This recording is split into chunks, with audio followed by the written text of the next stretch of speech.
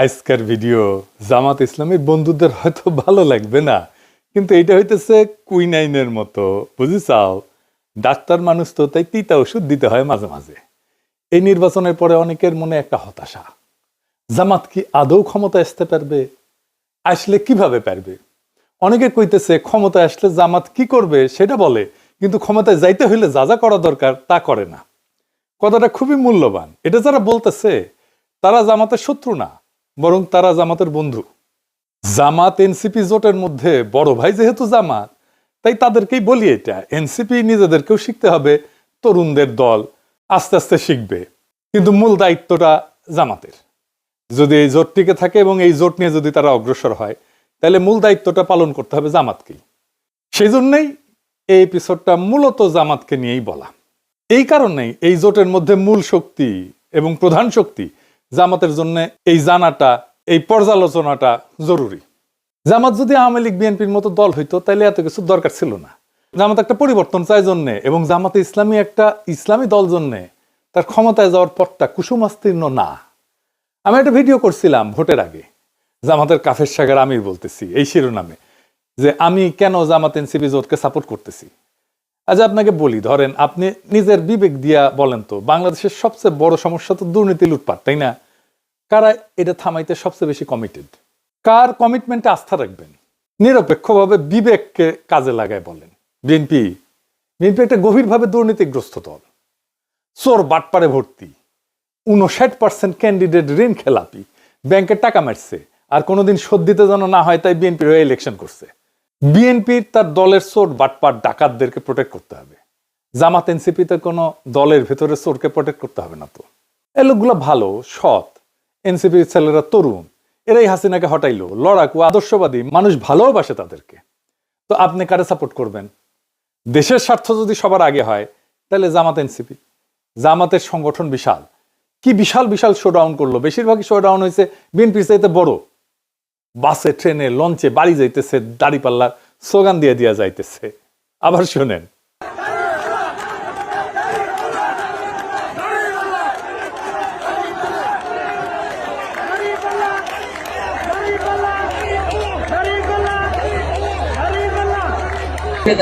অবশ্যই দাঁড়িপাল্লা। ইয়েস, কসবা। হ্যাঁ, এবারে পরিবেশ কেমন মনে হয় আপনার, নির্বাচনের পরিবেশ? অনেক ভালো।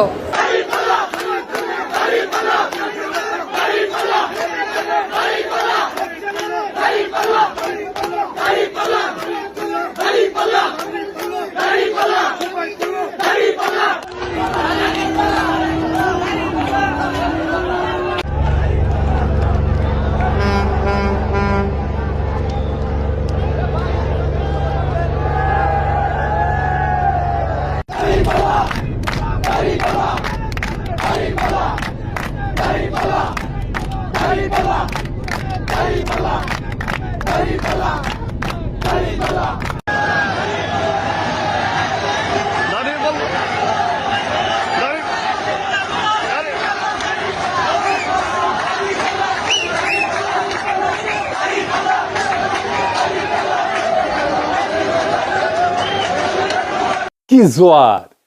কিন্তু ইলেকশনে জিতলো বিএনপি, ক্ষমতায় বিএনপি। কেন কেন জামাত ক্ষমতায় যেতে পারলো না? এটা বোঝার জন্য আমরা একজন ফরাসি পলিটিক্যাল সায়েন্টিস্ট, যিনি মধ্য এশিয়া, আফগানিস্তান এবং জিহাদি আন্দোলন নিয়ে বিশেষজ্ঞ, অলিভিয়ে রয় এর সাহায্য নেব। উনি দীর্ঘদিন অধ্যাপনা করছেন। আমি কলে একটা ক্লাস নিয়েছি সায়েন্স পথে, মাস্টার্সের, ফ্রান্সের টপ ইউনিভার্সিটি। এখন আবার আমার ক্ষুদ্র ভাতার ভগিনীরা কবে, দাদা আপনি আবার ক্লাসও নেন? নেই তো, আমার ইউনিভার্সিটিতে ক্লাস নেই, এমবিএ, যেটি আমি পিএইচডি করেছি। এখন অবশ্য নাও লাগে না, দেশে গেলে তো মাস্টারি করে খাইতে হবে। হ্যাঁ, আমার ক্লাস করলে খারাপ লাগবে না করলে, আমি দেশে থাকতে গেলে এআইইউবিতে পড়াইতাম। যাই হোক, আবার আলোচনায় ফিরে আসি। তো অলিভিয়ার রয়ের সাথে দেখা করতে চাইছিলাম, যেহেতু ফ্রান্সে থাকে। খোঁজ নিয়ে জানলাম উনি এখনো বেঁচে আছেন, কিন্তু ফ্রান্সে থাকেন না, থাকেন ইতালির ফ্লোরেন্সে। পণ্ডিত ব্যক্তি। ওনার 3টা বইয়ের নাম বলি। দ্য ফেইলিয়ার অফ পলিটিক্যাল ইসলাম। আজকের আলাপ মূলত এই বইয়ের থিওরির উপরে, এইটার সাথে জামাতে ইসলামীর আন্দোলনকে কিভাবে ব্যাখ্যা করা যায়, আজকের আলাপ সেটা নিয়ে। ওনার একটা বই আছে গ্লোবালাইজ ইসলাম। এখানে উনি বলতেছেন যে গ্লোবালাইজেশন ইসলামকে এক ধরনের শক্তি দিচ্ছে, এটা গ্লোবালাইজ ইসলামিক আইডেন্টিটি দাঁড়াইতেছে, কিন্তু আরেক দিক থেকে তার নিজস্ব ভূখণ্ডের ঐতিহ্যের সাথে তার সম্পর্ককে ছিন্ন করে দিতেছে, দুর্বল করতেছে। তাকে সংস্কৃতি থেকে আলাদা করে একটা বিমূর্ত গ্লোবাল আইডেন্টিটিতে পরিণত করছে। সেই কারণে রাষ্ট্র ক্ষমতা সেই বিমূর্ত গ্লোবাল আইডেন্টিটি প্রজেক্টকে পুরোপুরি ধারণ করতে পারতেছে না রাষ্ট্রটা। আর একটু বুঝাই বলি, সব ধর্মেই স্থানীয় ধর্মচর্চার একটা তরিকা থাকে, যেটা তার সংস্কৃতির খুব গভীরে প্রথিত থাকে। সেই চর্চাটা আবার অন্য দেশে চলে না। আমি ধরেন হিন্দু ধর্মের উদাহরণ দিই, ধরেন বাঙালি হিন্দুরা দুর্গাপূজা করে, তাই না? এটা কিন্তু অন্য এলাকার হিন্দুরা করে না। এইটা তার এই মাটির কালচারের মধ্যে আছে। এরকম ইসলামে এমন কিছু চর্চা আছে বাংলাদেশে যেটা গ্লোবালি অন্য দেশে হয় না, অন্য দেশে মুসলমানরা করে না। আবার অন্য দেশের মুসলমানরা এমন কিছু চর্চার মধ্যে আছে যেটা আবার বাংলাদেশে মুসলমানরা করে না। তো এখন গ্লোবাল আইডেন্টিটি দাঁড়াইতেছে, কিন্তু স্থানীয় যে লোকজ স্থানীয় চর্চা, এইটা আন্তর্জাতিক যে ইসলামী পরিচয়, এটার মধ্যে আর থাকতেছে না, থাকা সম্ভব না। তারা জানেও না যে এরকম একটা চর্চা আছে। আর ওনারা একটা বই আছে, জিহাদ অ্যান্ড ডেথ। এইখানে যে জিহাদি অ্যাক্টিভিটিস বইলা যেগুলো চলে আর কি, এটা ধর্মের সাথে যুক্ত না, এটা আধুনিক পরিচয় সংকটের সাথে যুক্ত। এটা উনি দেখাইতেছেন। যারা ইসলামী উগ্রবাদী রাজনীতিতে আসতেছেন তাদের বেশিরভাগই আধুনিক সেকুলার শিক্ষায় শিক্ষিত। কেন এমনটা হইতেছে সেটা বুঝতে হলে এই বইটা পড়তে হবে। এটা একটা রেফারেন্স বই। আপনি এই বইটা পড়লে হোলি আর্টিজানের ঘটনা ব্যাখ্যা করতে পারবেন। অলিভার রয় তার ফেইলিওর অফ পলিটিক্যাল ইসলামে এবং গ্লোবালাইজ ইসলামে যা যা বলছেন তা দিয়ে জামাতের বাংলাদেশে ইসলামী আন্দোলনের সমস্যাগুলোকে এবং আগামীর পথ চলার রাস্তাগুলোকে কিভাবে ব্যাখ্যা করা যায় সেটা আজকে দেখব। রয়ের মূল কথা ছিল ইসলামপন্থী আন্দোলন রাজনীতিকে দেখতেছে একটা নৈতিক মিশন হিসেবে, একটা মরাল মিশন হিসেবে, কিন্তু আধুনিক রাষ্ট্র চলে ক্ষমতার হিসাব দিয়ে। ইসলামী আন্দোলন দেখেন নৈতিক মিশন হিসেবে, কিন্তু আধুনিক রাষ্ট্র চলে ক্ষমতার হিসাব দিয়ে। এই দুইটার দ্বন্দ্বই ইসলামী দলগুলোকে ক্ষমতায় আসতে বাধা দেয়। রাষ্ট্রের টিকে থাকতে হলে দরকার কি কি? প্রশাসন দরকার, শক্তির ভারসাম্য দরকার, জোট ব্যবস্থাপনা দরকার, বাস্তব কৌশল দরকার। কিন্তু কেউ যদি শুধু নৈতিক ভাষায় রাজনীতি করে আর অন্যরা কৌশল নিয়ে করে, তাহলে নৈতিক দল পিছায় পড়বে। তাই হইতেছে। এখানে রয় যে সমস্যার কথা বলছেন তাকে তিনি বলতেছেন ওভার আইডিয়ালাইজেশন, অর্থাৎ অতিরিক্ত মতাদর্শিক কঠোরতা, আদর্শগত বিশুদ্ধতা, ইডিওলজিক্যাল পিউরিটি। এটা ধরে রাখতে গিয়া বাস্তব রাজনৈতিক সমঝোতা কঠিন হয়ে যায়। এটার রয় বলছেন নৈতিক বৈধতা বা মরাল লেজিটিমেসি। ইসলামিস্টরা মরাল লেজিটিমেসি বা নৈতিকতা ধরে রাখতে গিয়া রাজনৈতিক কার্যকারিতা হারায় ফেলে, মানে পলিটিক্যাল এফেক্টিভনেস হারায় ফেলে। সে মরাল লেজিটিমেসি ধরে রাখে কিন্তু পলিটিক্যাল এফেক্টিভনেস হারায় ফেলে। রয় এইটা বলেননি যে নৈতিকতা বেশি ছিল জন্য হারিছে, তা বলেননি, কিন্তু বলছেন তাদের বিপ্লবী যে নৈতিক কল্পনা সেটা আধুনিক রাষ্ট্রের যে প্রশাসনিক বাস্তবতা এটার সাথে খাপ খায় না। অর্থাৎ সমস্যাটা নৈতিকতার না, বরং নৈতিক প্রকল্প বনাম রাষ্ট্র ক্ষমতার বাস্তব লজিকের সংঘর্ষ। ধরেন ইসলামী দল যদি একটা গাছ হয়, খাড়া আর শক্ত গাছ হয়, আর রাষ্ট্র ক্ষমতা যদি ঝড় হয়, তাইলে ঝড়ে তো গাছটাকে কাইট হইতে হবে, তাই না? কাইট হইতে না পারলে তো গাছটা ভেঙে যাবে। আর একটা বিষয় এটা দেখাই দিই, আমি এটা আগে বলছিলাম আমার আগের এপিসোডে, রাষ্ট্র তো আসলে একটা প্রতিষ্ঠান, তাই না? কিন্তু আসলে কেমন ধরনের প্রতিষ্ঠান, এটার গুরুত্ব আছে। এই বিষয়টা এখানে একসাথে মিলাই বুঝলে বিষয়টা আরো পরিষ্কার হবে। তো রাষ্ট্র আসলে কেমন ধরনের প্রতিষ্ঠান? মার্কস ভেবার উনি বলছিলেন যে, শুনছেন আমি আমার মেলা এপিসোডে বলছি, উনি বলছেন যে রাষ্ট্র হইতেছে বৈধ শক্তি প্রয়োগের একচেটিয়া প্রতিষ্ঠান। বৈধ তার মানে রাষ্ট্র মানে পিটানির ক্ষমতা, বৈধ পিটানির ক্ষমতা। তার হাতে আছে পুলিশ, আমলাতন্ত্র, গোয়েন্দা কাঠামো, আইন প্রয়োগ ক্ষমতা, সবই জোর খাটানোর কিন্তু বিষয়, জোর খাটানোর ঘটনা। রাষ্ট্র তার সার্বভৌমত্ব প্রয়োগ করে, জোর খাটায়, বুঝায়, নসিহত করে, কিন্তু তার ক্ষমতা প্রয়োগ করে না, সে জোর খাটায় প্রয়োগ করে। আপনি না মানলে আপনারা জেলে ঢুকাবে, আপনি না মানলে আপনারা পিটাবে। সেই জন্য রাষ্ট্র একটা নিরপেক্ষ নৈতিক মেশিন না, এটা একটা শক্তির কাঠামো। আপনি যদি একদম আদর্শবাদী অবস্থানে যান, সব দুর্নীতিবাজকে শাস্তি দেব, দলীয়করণ বন্ধ করব, তাইলে আগে থেকে রাজনৈতিকভাবে যে বিন্যস্ত রাষ্ট্রযন্ত্র আপনার বিরুদ্ধে কাজ করা শুরু করবে। তাই হয়েছে। গ্রামসি বলছিলেন ক্ষমতা আসে হেজিমনি থেকে। হেজিমনি মানে কর্তৃত্ব, নৈতিক কর্তৃত্ব। এই কর্তৃত্ব আসে দুইটা জিনিস থেকে, জনসম্মতি আর বল প্রয়োগ। হাসিনা পালাইলো কেন? কারণ তার বল প্রয়োগের খুব কার্যকর মেশিনারি ছিল, কিন্তু জনসম্মতি ছিল না। উনি বলেন যে রাষ্ট্র ক্ষমতা টিকে থাকে দুই পায়ে দাঁড়ায়। একটা হচ্ছে বল প্রয়োগের ক্ষমতা, আইন, পুলিশ, নিরাপত্তা, প্রশাসনিক বল, আর কনসেন্ট বা জনসম্মতি, সামাজিক সম্মতি, ন্যারেটিভ, সাংস্কৃতিক গ্রহণযোগ্যতা, জোট ইত্যাদি। শুধু শক্তি বা বল দিয়ে টেকা যায় না, আবার শুধু নৈতিক আবেদন দিয়ে টেকা যায় না। টেকসই ক্ষমতায় থেকে থাকার জন্য দুইটাই লাগে, এই দুইটা ব্যালেন্স লাগে। তাহলে রাষ্ট্র যে বল প্রয়োগের যন্ত্র, সেটার সাথে ইসলামপন্থীরা কিভাবে ডিল করবে? ক্ষমতায় যাওয়ার আগেই পুলিশ, প্রশাসন, রাষ্ট্রের ইনস্টিটিউট এদের সাথে কিভাবে ডিল করবে? ক্ষমতায় যাওয়ার আগে তিনটা খুব স্পষ্ট জিনিস লাগে। মরাল লেজিটিমেসি বা নৈতিক বৈধতা তো লাগেই। একটা দল নৈতিকভাবে গ্রহণযোগ্য হইতে হয়, তাদের একটা কমিটেড বেস থাকতে হয়। জামাত এনসিপির সেটা আছে, প্রায় 40% মতো একটা শক্ত সমর্থন আছে। 2 নাম্বার হইতেছে ইলেকটোরাল ভায়াবিলিটি। যেমন ক্ষমতায় যাইতে আমরা দেখতে পারতেছি যে 50%-এর বেশি ভোট লাগে। এর মধ্যে আছে সুইং ভোটার আছে, আরবান মিডল ক্লাস আছে, খুবই দরিদ্র ভাসমান লোক আছে, বিজনেস কমিউনিটি আছে, আন্তর্জাতিক সংস্থা আছে, আন্তর্জাতিক সম্প্রদায় আছে। এইটা জনসম্মতির আর একটা কিন্তু গভীরতর সংস্করণ। শুধু নৈতিক সমর্থন না, প্রশস্ত একটা রাজনৈতিক সামাজিক ব্রড বেজ একটা সামাজিক গ্রহণযোগ্যতা লাগে ক্ষমতায় যেতে হইলে। এই ব্রড বা প্রশস্ত সামাজিক গ্রহণযোগ্যতা আছে কিনা সেটা আমরা পরে দেখব। 3 নাম্বার হইতেছে গভর্নিং ক্রেডিবিলিটি, বা ক্ষমতায় যায় টিকে থাকতে পারবে কিনা। সেটা বলতে কি বোঝায়? তার প্রশাসনিক দক্ষতা আছে কিনা, অর্থনৈতিক স্থিতিশীলতা আনতে পারবে কিনা, আন্তর্জাতিক সম্পর্কে ব্যালেন্স রাখতে পারবে কিনা, যে রাষ্ট্রীয় নীতিগুলো আছে সেই নীতিগুলোর ধারাবাহিকতা রাখতে পারবে কিনা। এটাই রাষ্ট্র ক্ষমতার বাস্তব লজিক।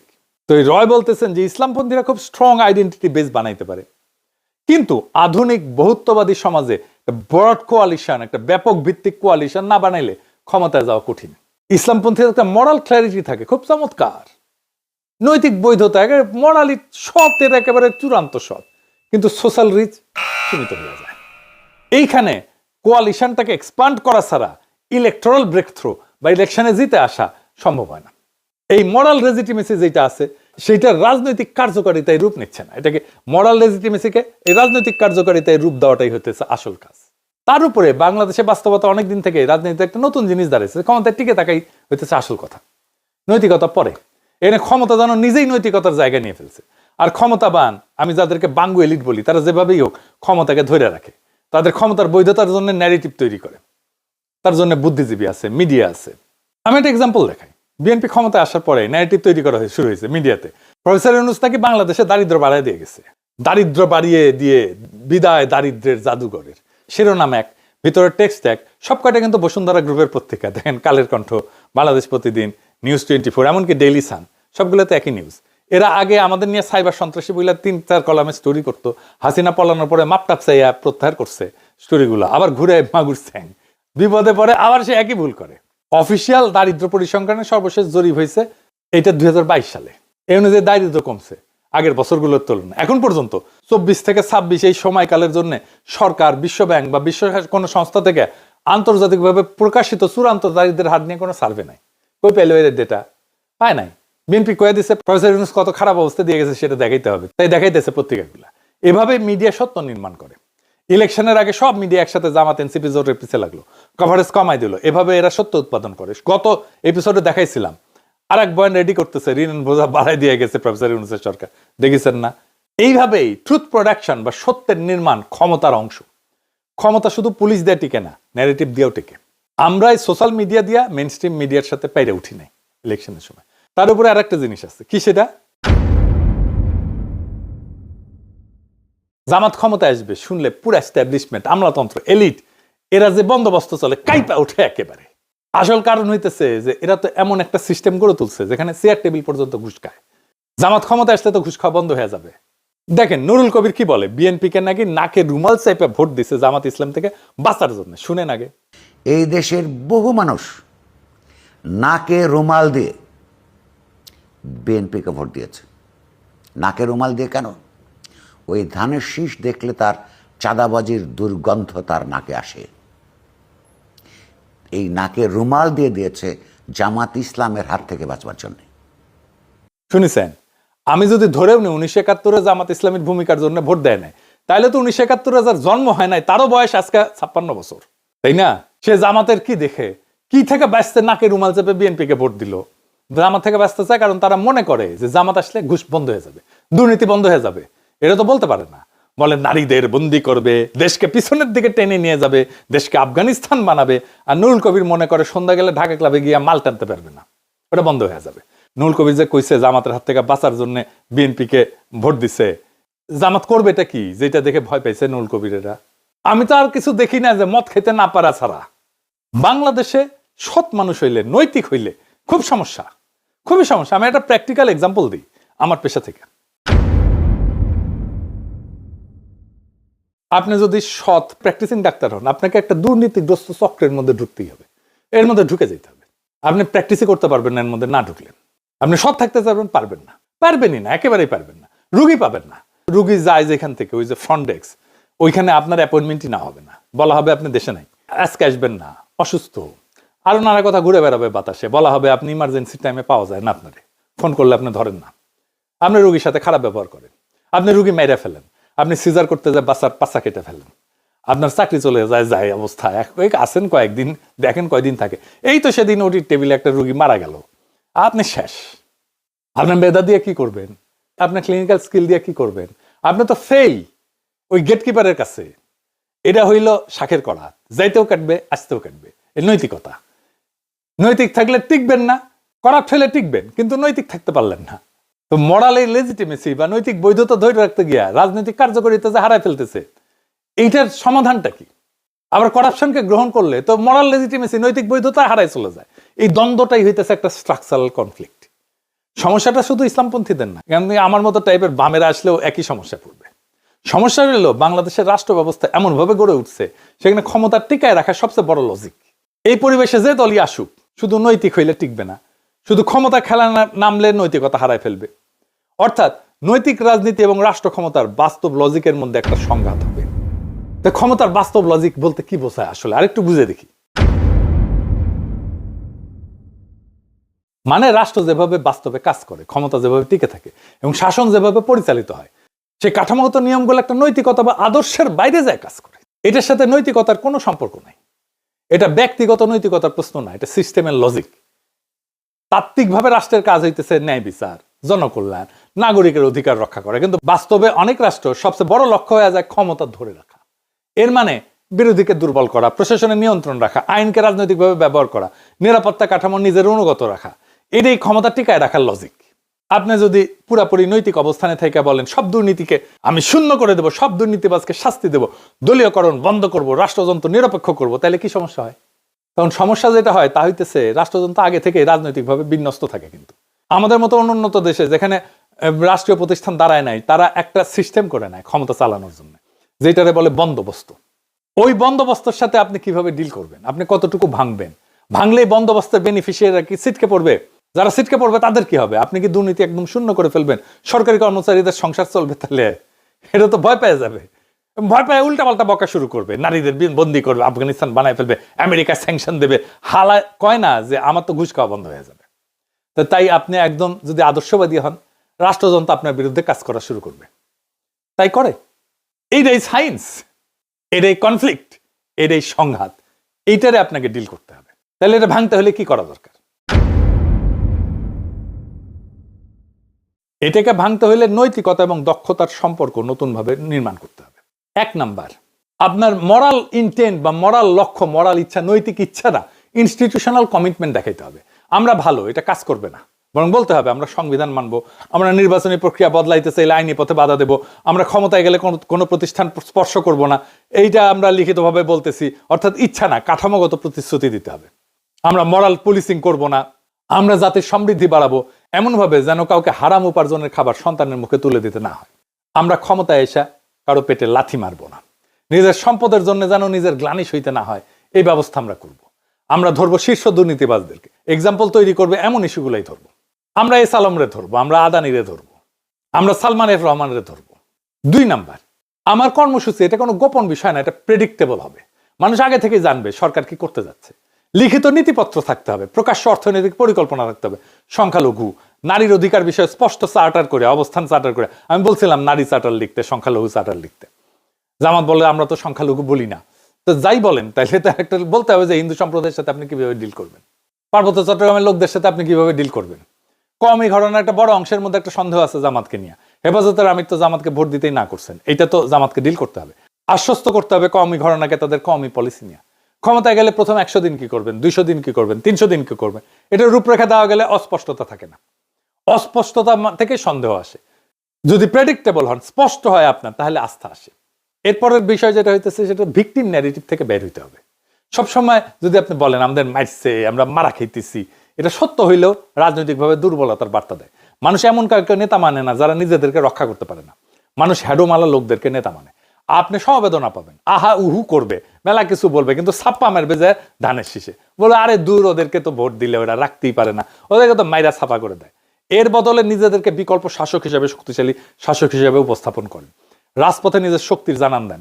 রাজনৈতিক কর্মসূচি থামাইবেন না, রমজানও আপনি থামাবেন না, রমজানও আপনার কর্মসূচি চালাইতে পারেন। এই কাজটা এনসিপি জামাত উভয় করতে পারে। ইফতার পার্টি করবেন, ডাক দিবেন সবাইকে, সবাই ইফতারি নিয়ে আসবে আপনার এলাকায়।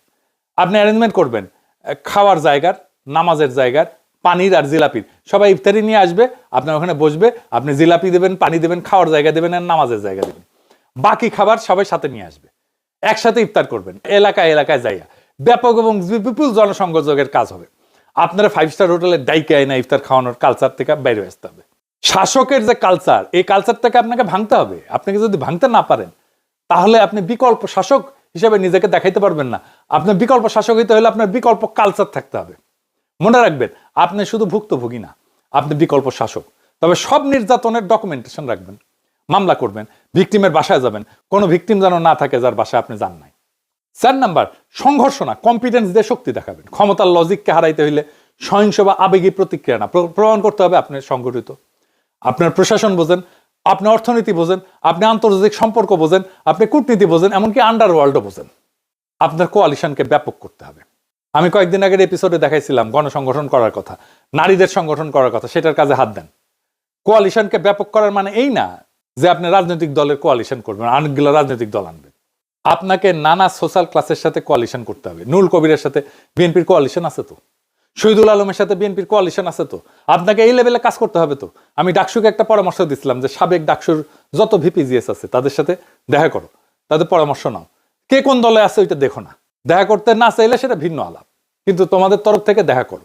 দেখলাম মাহমুদুর রহমান মান্নার সাথে যে দেখা করছে, মান্না ভাই তো উচ্ছ্বসিত হয়ে প্রশংসা করছে, করারই কথা।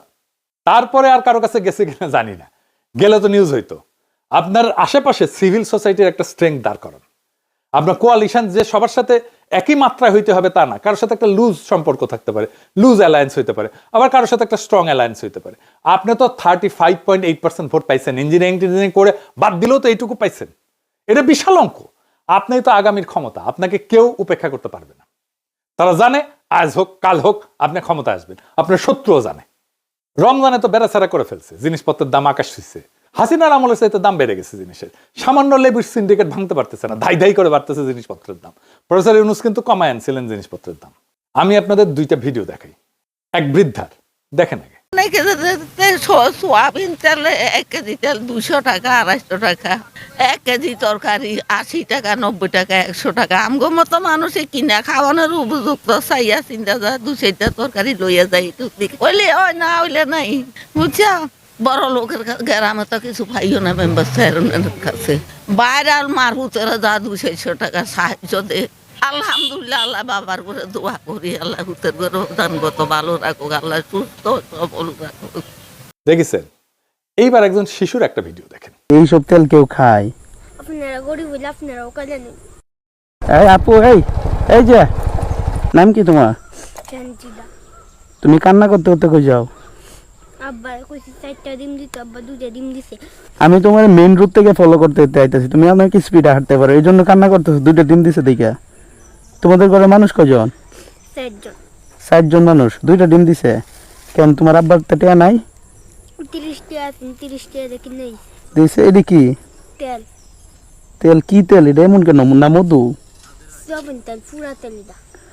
ও, কই থেকে আনছো পুরা তেলটা? আমার আব্বা যে কামড়ে ফুটেলে হ্যাঁ মাসে শুক্রবারে একদিন দিয়ে তেল এটা।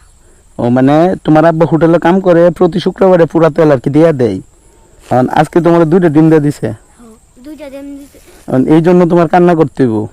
বুকা মেয়ে, কান্না করলে কি হইব? কান্না করলে কি তোমার আম্মা মারবো যে লাগে। তোমার আম্মা মারবো? আচ্ছা, এই তেলটা কি খাওয়া যায়? আম্মা সানুন রান্ধে তেল দে। মানে তরকারি রান্ধো, খাওয়া যায় এমনিতে? হ্যাঁ। তো এইসব তেল কেউ খায়? আপনারা গরিব হইলে আপনারাও কাজে নেন। দেখছেন, বাবা হোটেলে কাজ করে, সেখান থেকে পোড়া তেল যেটা আসলে ফেলে দেওয়ার জন্য, সেইটা এই বাচ্চাটা নিয়ে আসে বাসায়, তরকারি রান্না করা হবে। এই রাষ্ট্র কখনো দরিদ্রদের সহায় হয় নাই, কখনো এদের কথা ভাবে নাই। ভাবলে এতদিন পরে নিদারুণ দারিদ্র থাকার কথা না। মানে রাষ্ট্র যদি দুর্বল আর দুস্থদের পাশে দাঁড়াইতেই না পারে, তাহলে ওই রাষ্ট্র থেকে লাভটা কি বলেন? এই বৃদ্ধার এই বাচ্চাটার জন্য আমাদের লড়াই জারি রাখতে হবে, কারণ এই মানুষগুলোর জীবনের সংকট বিএনপি সরকার দূর করতে পারবেই না, বাড়াইবে আর বহু গুণে বাড়াবে। আজ প্রশ্ন একটাই, এই রাষ্ট্র কার জন্য? ঢাকা ক্লাবের বারান্দায় বসে যারা ক্ষমতার গল্প লেখে মদ খায় তাদের জন্য, নাকি সেই বৃদ্ধার জন্য যার হাতে থালা আছে কিন্তু থালায় খাবার নাই, নাকি সেই শিশুর জন্য যে হোটেলে ফেলে দেওয়া পোড়া তেল নিয়ে আসে বাসায় কারণ তার মা রান্না করবে কিছু একটা? যেভাবেই হোক, এই রাষ্ট্র কি তাদের নাকি শুধু বন্দোবস্তের? সেই বন্দোবস্ত যে বন্দোবস্ত এতদিন ধরে চলে আসছে। আমরা রাজনীতি করতেছি তো ক্ষমতার জন্য না, আমরা রাজনীতি করতেছি মর্যাদার জন্য, ওই মানুষগুলোর জন্য। কিন্তু মনে রেখেন, মর্যাদা ভিক্ষা করে পাওয়া যায় না, মর্যাদা সংগঠিত শক্তি দিয়ে অর্জন করে নিতে হয়। আমরা শুধু ভালো মানুষ হলে চলবে না, আমাদের প্রমাণ করতে হবে আমরা শাসন করতে পারি, আমরা অর্থনীতি বুঝি, আমরা রাষ্ট্র বুঝি, আমরা ন্যায় বুঝি, আমরা ইনসাফ বুঝি, আমরা ভয় পাই না। যেদিন মানুষ দেখবে এই শক্তি নৈতিক, দক্ষ এবং স্থির, সেদিন এই বন্দোবস্ত কাইপা যাবে, কারণ তখন মানুষজন আরো ব্যাপকভাবে আমাদের পিছিয়ে এসে দাঁড়াবে। আজ যারা ভয় দেখায়, যারা ন্যারেটিভ বানায়, তারা জানে সময় বদলাইতেছে, বদলাই গেছে অলরেডি। এই লড়াই তো কারো বিরুদ্ধে না, এই লড়াই ওই বৃদ্ধার পক্ষে, এই লড়াই ওই শিশুটার পক্ষে, সেই শ্রমিকের পক্ষে, সেই দরিদ্রের পক্ষে যার ঘামে দেশ চলে কিন্তু যার ঘরে আলো জ্বলে না। তাই লড়াই থামবে না, সংগঠন থামবে না, আত্মবিশ্বাস ভাঙবে না, কারণ আমরা শুধু বিরোধী না, আমরাই আগামীর শাসক, আমরাই আগামীর রাষ্ট্র ক্ষমতা, আমরাই আগামীর শাসক হওয়ার প্রস্তুতিতে আছি, আমরাই আগামীর রাষ্ট্র ক্ষমতার ধারক এবং বাহক। ইনকিলাব জিন্দাবাদ।